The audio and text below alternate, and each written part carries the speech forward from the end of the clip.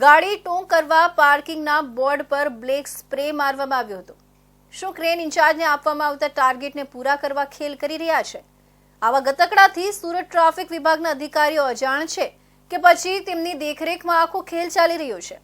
આ viral video civil 4 રસ્તા નજીકનો હોવાનું સામે આવી રહ્યું છે। સુરત શહેરમાં ટ્રાફિકના નિયમો કડક કરવાની વાતો તો ઘણી થાય છે, પણ હવે સુરત ટ્રાફિક પોલીસ પર ગંભીર આક્ષેપ થઈ રહ્યા છે। એક વાયરલ વિડીયોએ તંત્રની કાર્યપ્રણાલીને સવાલો હેઠળ મૂકી દીધું છે।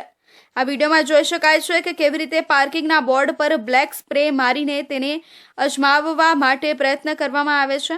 પ્રશ્ન એ થાય છે કે શું ક્રેન ઇન્ચાર્જને આપવામાં આવતા ટાર્ગેટને પૂરા કરવા માટે આ ગતકડું ચલાવવામાં આવી રહ્યું છે? શું નિર્દોષ નાગરિકોને ફસાવવામાં આવી રહ્યા છે? પાલિકાનો બોર્ડ જ ન દેખાય તો કોઈ ગાડી પાર્ક કરી દે અને પછી તેને ટો કરવામાં આવે। આ તો સ્પષ્ટ છે કે જાણે સુરતીઓ સાથે ઠગાઈ થઈ રહી હોય।